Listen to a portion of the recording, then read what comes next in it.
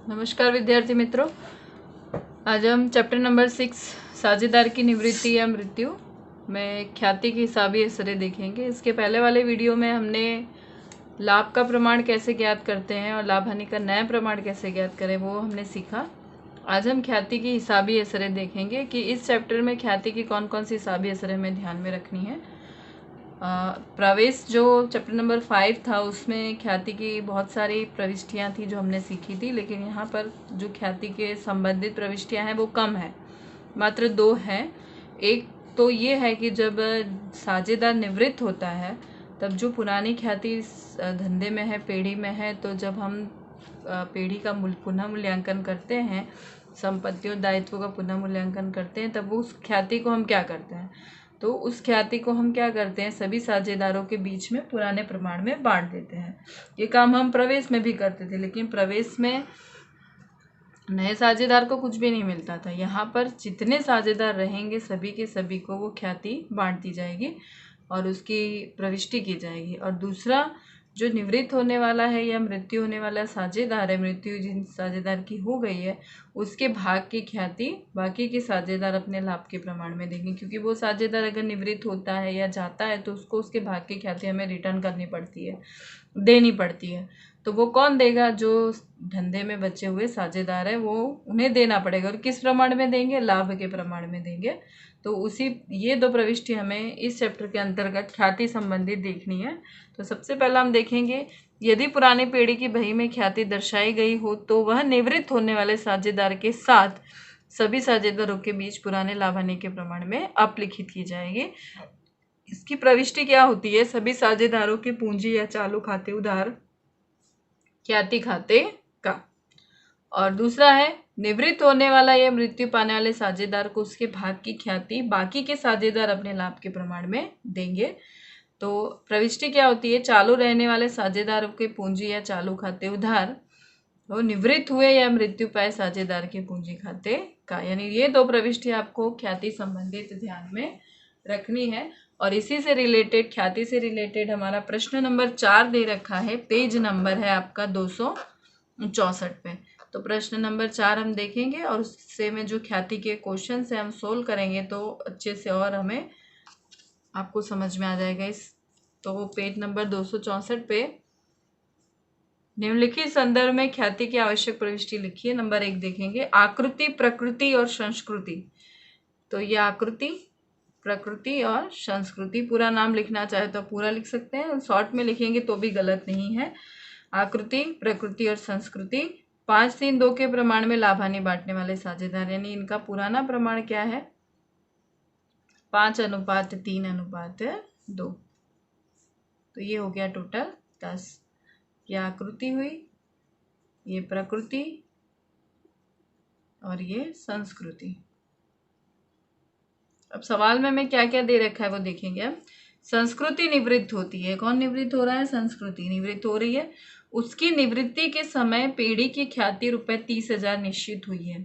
यानी निवृत्ति के समय पेढ़ी की ख्याति कितनी निश्चित हुई है, ये वर्ष दिया गया हो तो ये क्या कहलाएगा? यानी ये आपकी नई ख्याति हो जाएगी। यानी नई ख्याति आपको दे रखी है 30,000 रुपये। ख्याति के समय 30,000 थी, तो इसमें क्या करेंगे? संस्कृति का भाग निकालेंगे। तो संस्कृति के भाग की ख्याति बराबर टोटल है 30,000 और संस्कृति का भाग है 2/10। तो टोटल ख्याति कितनी हो जाएगी संस्कृति की? 6,000 रुपये। और ये 6,000 रुपये कौन देगा? आकृति और प्रकृति अपने लाभ के प्रमाण में देंगे। अब सवाल में हमें पुराना प्रमाण दिया है, ना आपको नया प्रमाण दिया है, ना लाभ का प्रमाण दिया है, कुछ भी नहीं दिया है। इसका मतलब क्या हुआ? लाभ का प्रमाण भी क्या बनेगा? जो पुराना प्रमाण है वही, यानी 5:3 ही बनेगा। ठीक है। तो अब ये 6,000 की ख्याति कौन देगा इन लोगों को? आकृति और प्रकृति। तो प्रविष्टि लिखेंगे तो प्रविष्टि क्या हो जाएगी हमें? आकृति के पूंजी खाते उधार, प्रकृति के पूंजी खाते उधार,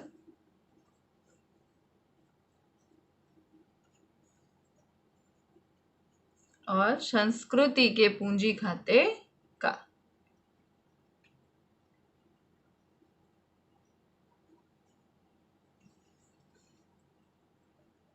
कितनी ख्याति है संस्कृति के हिस्से की? 6,000। 6,000 को किस प्रमाण में बांटेंगे? 5:3 में।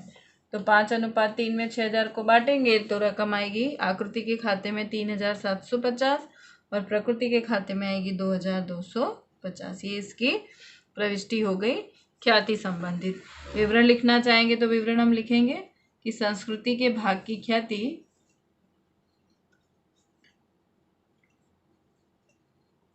ख्याति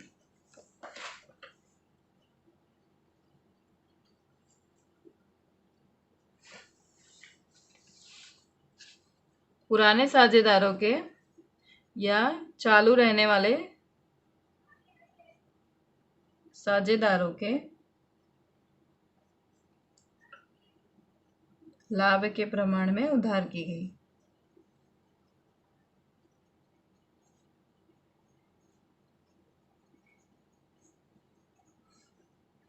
ये आपकी ख्याति संबंधित प्रविष्टि है और ये बड़े सवाल में आपको एक पॉइंट में पूछा जा सकता है। इसकी प्रविष्टि लिखकर फिर हम इसकी खतौनी करेंगे और ये खातों में जाएगा। खातों में कहाँ कहाँ जाएगा? पूंजी खाते के उधार पक्ष में, पूंजी खाते के जमा पक्ष में। तो बड़े सवाल हम करेंगे तो इस अच्छे से इसको देखेंगे उस समय हम। प्रश्न नंबर 2 देखेंगे। एक्स, वाई और जेड समान भाग में लाभानी बांटने वाले साझेदार हैं। तो आपको पुराना प्रमाण दिया है, पुराना प्रमाण एक्स, वाई, जेड का समान भाग में मतलब 1:1:1, टोटल हो गया इसका 3। उनकी पक्की तलपट में ख्याति 42,000 से दर्शाई गई है। पक्की तलपट में दर्शाई गई है मतलब ये हो गई इनकी पुरानी ख्याति। और आगे क्या दिया है? एक्स की निवृत्ति के समय ख्याति की कीमत 1,20,000 निश्चित हुई है और ये निवृत्ति के समय यानी ये नई ख्याति हो गई। उन्होंने पुनः मूल्यांकन किया होगा तो नई ख्याति ये आई है इनकी 1,20,000। तो सबसे पहले हम क्या करेंगे? जो पुरानी ख्याति है 42,000 उसको बांटेंगे और वो किस प्रमाण में बांटा जाता है? सभी साझेदारों के पुराने प्रमाण में। तो प्रविष्टि लिखेंगे हम, तो लिखेंगे एक्स के पूंजी खाते उधार, वाई के पूंजी खाते उधार और जेड के पूंजी खाते उधार और लिखेंगे ख्याति खाते का। तो ख्याति खाता कितना है आपका? 42,000 पुराना, उसको सभी में 1:1 में बांटेंगे तो आएगा 14,000, 14,000 और 14,000। विवरण लिख देंगे।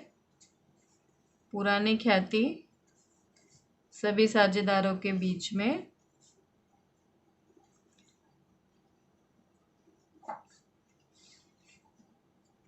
में पुराने प्रमाण में बांटी।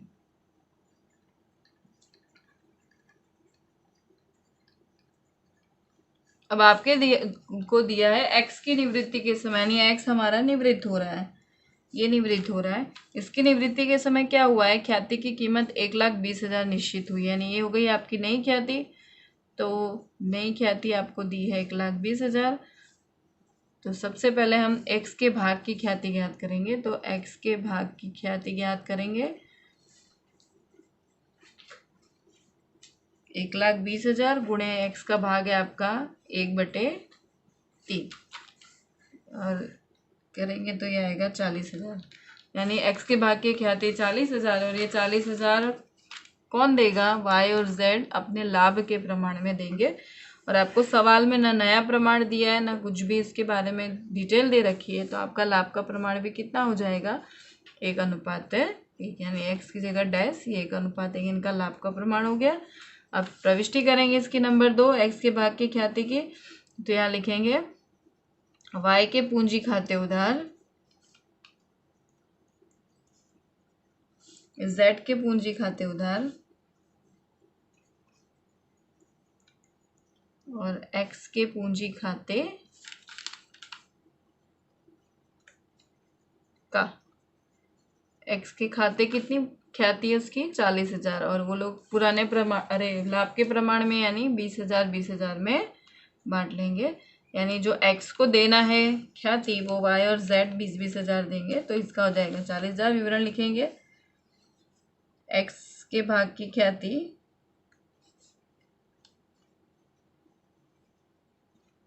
चालू रहने वाले साझेदारों के बीच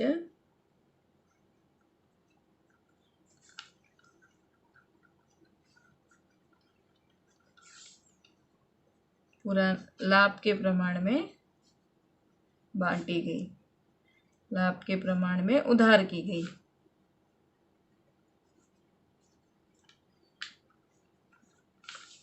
ये हो गया आपका प्रश्न नंबर 2 कंप्लीट। यानी आपको पुरानी ख्याति भी दी थी, नई ख्याति भी दी थी, तो पुरानी ख्याति आपने बांट दी सभी के बीच में, और जो नई ख्याति है उसमें जो निवृत्त हो रहा है उसके साझेदार का हिस्सा ज्ञात करके और प्रविष्टि करेंगे।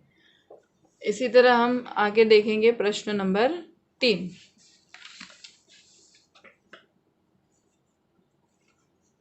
क्वेश्चन नंबर 3 देखेंगे, एल, एम, एन और ओ साझेदार हमारे हैं। पुराना प्रमाण भी आपको दे रखा है, एल, एम, एन, ओ। प्रमाण है 5:4:3:3। 5, 4, 9, 3, 12, 3, 15 टोटल हो गया इसका।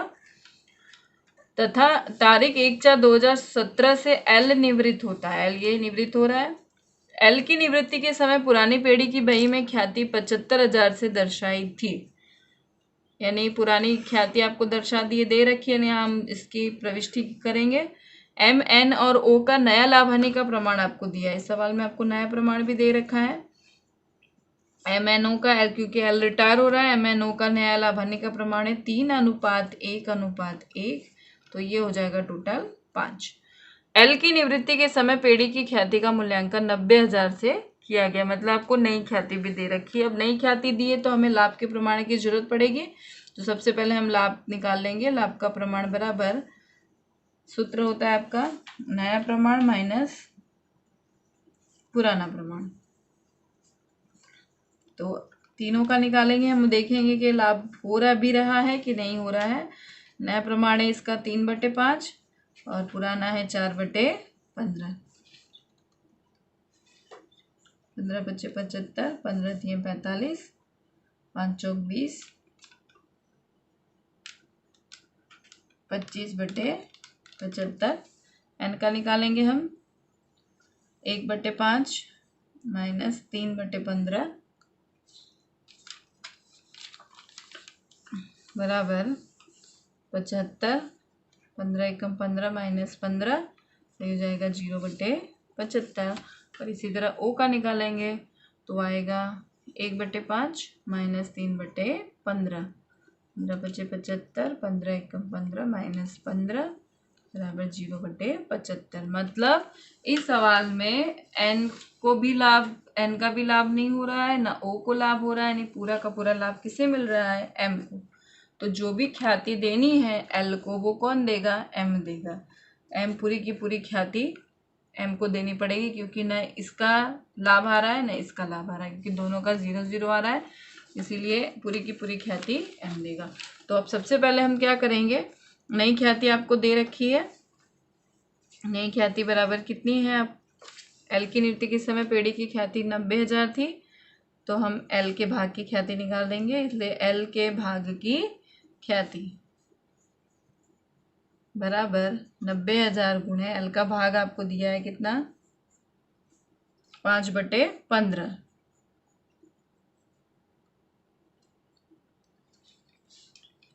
ये हो जाएगा 30,000।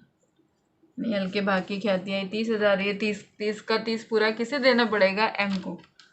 तो अब हम प्रविष्टि करेंगे। प्रविष्टि में सबसे पहले प्रविष्टि आएगी पुरानी ख्याति की। पुरानी ख्याति आपको 75,000 दे रखी है, तो उसको बांटेंगे सभी साझेदारों के बीच में। तो लिखेंगे एल के पूंजी खाते उधार, एम के पूंजी खाते उधार,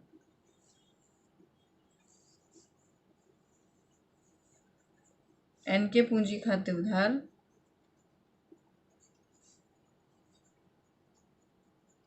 ओ के पूंजी खाते उधार और ख्याति खाते का।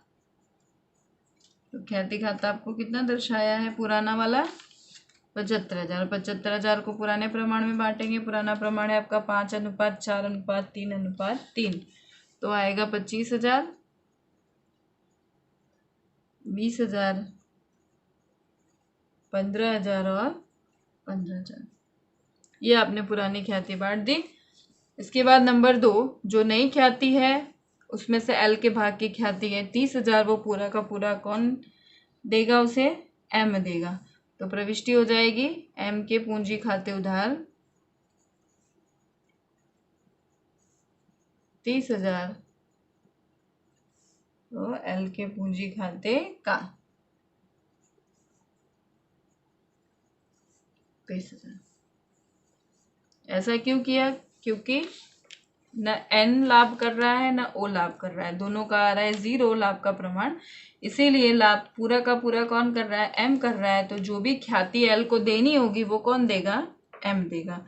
इसलिए एम की पूंजी खाते उधार 30,000 और एल की पूंजी खाते उधार 30,000। ये हो गया आपका सवाल नंबर 3 कंप्लीट।